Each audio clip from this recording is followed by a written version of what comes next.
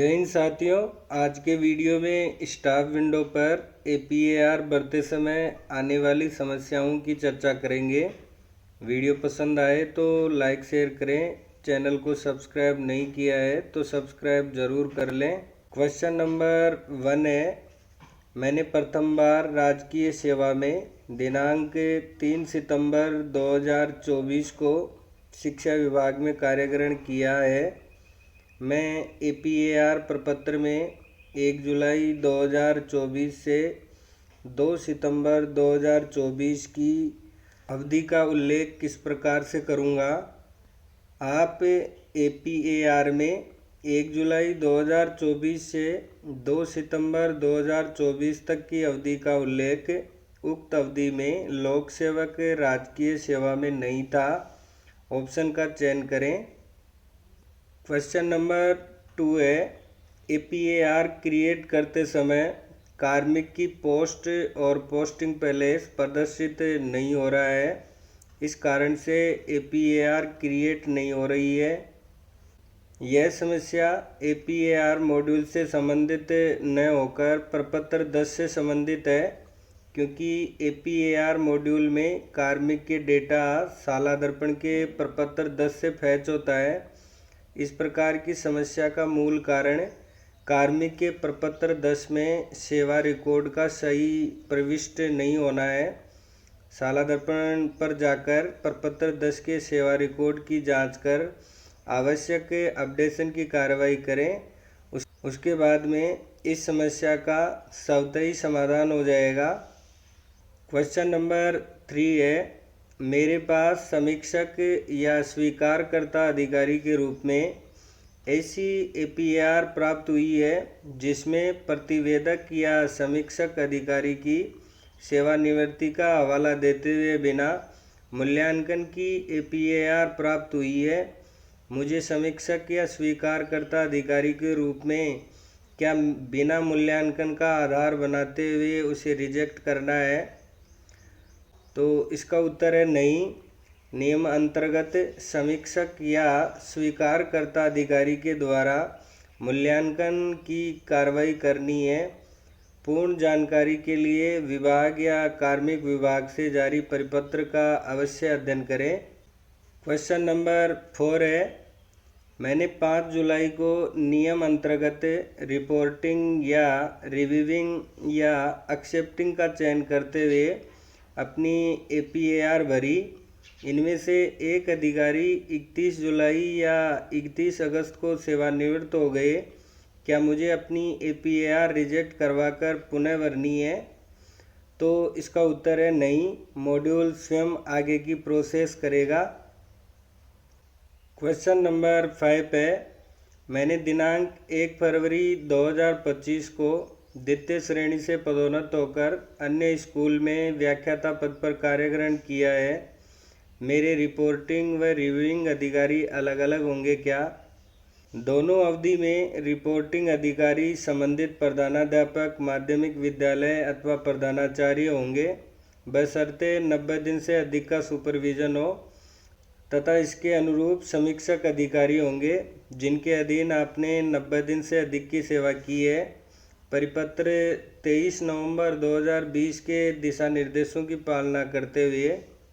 Question number 6 है, मैं जून 24 से द्वितीय श्रेणी कार्मिक के रूप में कार्यरत हूँ। मैंने वर्ष पर्यंत एक ही प्रधानाचार्य के अधीन कार्य किया। APAR चैनल के अनुसार मेरे समीक्षक अधिकारी CBO सर हैं। उक्त अवधि में मेरे ब्लॉक में 03 CBO अलग अलग अवधि में कार्यरत थे। श्री XYZ जो 1 जुलाई 2024 से 31 दिसंबर 2024 तक अन्यत्र स्थानांतरण थे। श्री PQR 1 जनवरी 2025 से 20 जून 2025 तक थे, अन्यत्र स्थानांतरण। तथा श्री WXY 21 जून 2025 से आज दिनांक तक कार्यरत हैं। सत्र 24-25 हेतु मैं किसको समीक्षक अधिकारी के रूप में चयन करूं? तो इसका उत्तर है श्री PQR। क्वेश्चन नंबर 7 है, मेरा मूल पद द्वितीय श्रेणी अध्यापक है। वर्तमान स्कूल में व्याख्याता पद के पद विरुद्ध कार्यरत हूँ। मुझे अपनी APAR किस पद के अनुसार भरी जानी है? तो इसका उत्तर है मूल पद के अनुसार ही रिपोर्टिंग, रिव्यूइंग और एक्सेप्टिंग ऑफिसर का चयन करते हुए APAR फिल करनी है। क्वेश्चन नंबर 8 है, आधार बेस OTP द्वारा ई-साइन यदि फेल हो रहा है तो संभावित कारण और समाधान। साला दर्पण और आधार में नाम अंतर होना। इसका समाधान है नियम अंतर्गत एक में संशोधन करवाकर दोनों में नाम समान करें। दूसरा कारण हो सकता है आधार और साला दर्पण नाम समान है फिर भी एरर आ रही है, तो इसका समाधान है स्टाफ विंडो से कार्मिक को आइडेंटिफाई वेरिफिकेशन टैब से अपना आधार ऑथेंटिकेटेड करना होगा। तीसरा कारण है सर्वर इश्यू प्रॉब्लम। इसका समाधान है अस्थायी समस्या है, कुछ समय बाद पुनः प्रयास करें। क्वेश्चन नंबर 9 है, एक कार्मिक जो पूर्व अवधि में किसी भी राजकीय सेवा में नहीं था तथा सीधी भर्ती से चयन उपरांत एक नए कार्मिक के रूप में 31 मई 2025 को ज्वाइन किया था, यानी सत्र 24-25 में उसकी सेवा 3 माह से कम है, क्या उसको APAR भरी जानी है? सत्र 24-25 में उसकी राजकीय सेवा 3 माह से कम है, इसलिए नियम अंतर्गत भरी जानी आवश्यक नहीं है। क्वेश्चन नंबर 10, मैं जब अपनी APAR साला दर्पण पोर्टल पर भरता हूँ तो APAR मॉड्यूल में मेरी पोस्ट और पोस्टिंग पैलेस ड्रॉप डाउन में प्रदर्शित नहीं हो रही है, जबकि मैं स्कूल के स्वीकृत पद पर कार्यरत हूँ। इस प्रकार की समस्या का संभावित कारण कार्मिक प्रपत्र 10 अपूर्ण होना है। कृपया अपना प्रपत्र 10 अपडेट करें। क्वेश्चन नंबर 11 है, APAR अवधि के अनुसार मेरे 2 रिपोर्टिंग ऑफिसर हैं।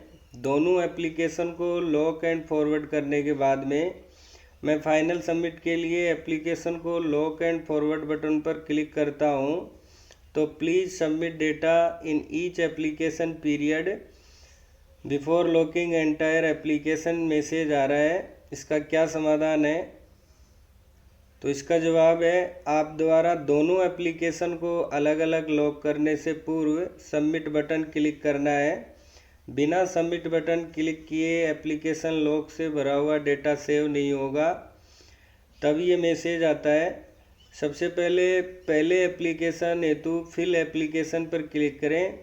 प्रतिवेदन में समस्त प्रविष्टि कर सबमिट बटन पर क्लिक करें। उसके बाद for finish and log APAR click here पर क्लिक करें। उसके बाद दूसरी अवधि के प्रतिवेदन हेतु आप द्वितीय फिल एप्लीकेशन बटन पर क्लिक कर द्वितीय प्रतिवेदन की समस्त प्रविष्टि कर सबमिट बटन पर क्लिक करें। उसके बाद for finish and lock APAR click here पर क्लिक करें। अंत में lock and forward application button पर क्लिक कर OTP के माध्यम से प्रतिवेदन रिपोर्टिंग ऑफिसर को प्रेषित करें।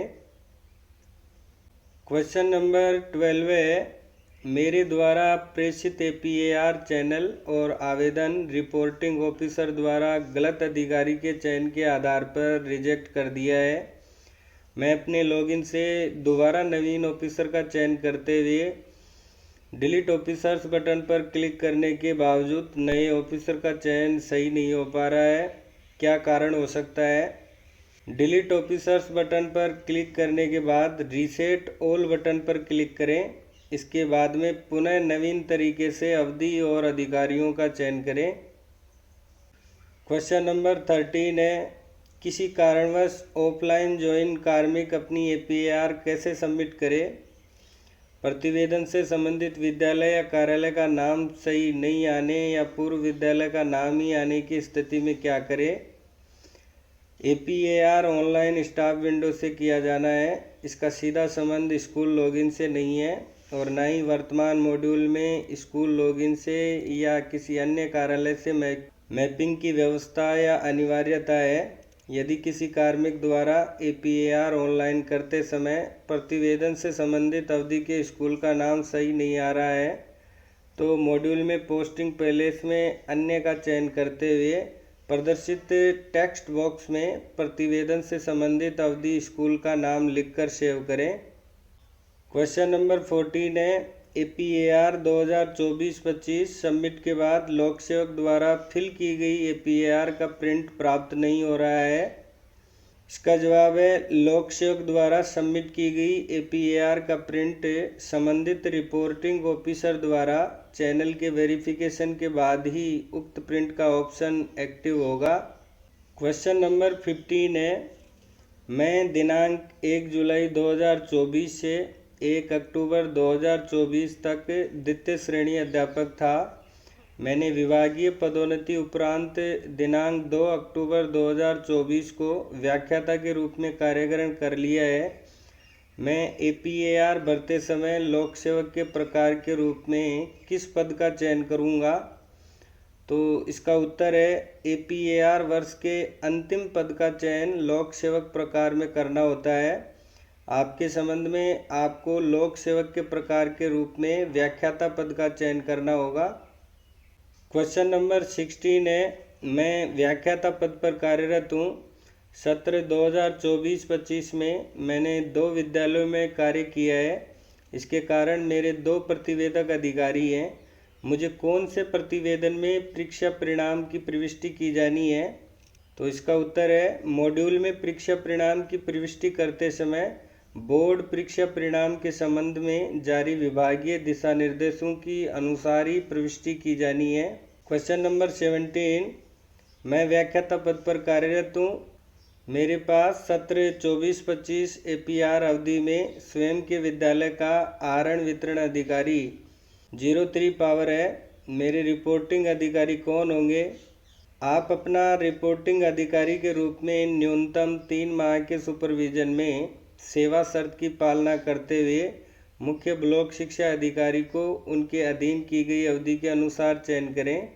मैं अपने प्रतिवेदन पर प्रतिवेदक अधिकारी या समीक्षक अधिकारी द्वारा किए गए मूल्यांकन कैसे देख सकता हूँ? संबंधित स्वीकारकर्ता अधिकारी द्वारा जब आपका प्रतिवेदन स्वीकार कर संस्थापन शाखा को प्रेषित किया जाएगा तब आपके स्टाफ विंडो के APAR टैब में सेव बाय ऑल ऑफिसर्स का संदेश प्रदर्शित होगा तथा व्यू ऑप्शन पर क्लिक कर आप अपना मूल्यांकन देख सकते हैं। मैंने 2 सितंबर को अपनी APAR फाइनल सबमिट कर दी थी तथा मेरे प्रतिवेदक अधिकारी द्वारा मेरा प्रतिवेदन 30 सितंबर से पूर्व समीक्षक अधिकारी को प्रेषित कर दिया। समीक्षक अधिकारी मेरे प्रतिवेदन पर बिना कार्रवाई किए 30 सितंबर को सेवानिवृत्त हो गए। क्या मुझे APAR नए सिरे से भरनी है? चेंज ऑफिसर टैब के द्वारा नए ऑफिसर का चयन करना है।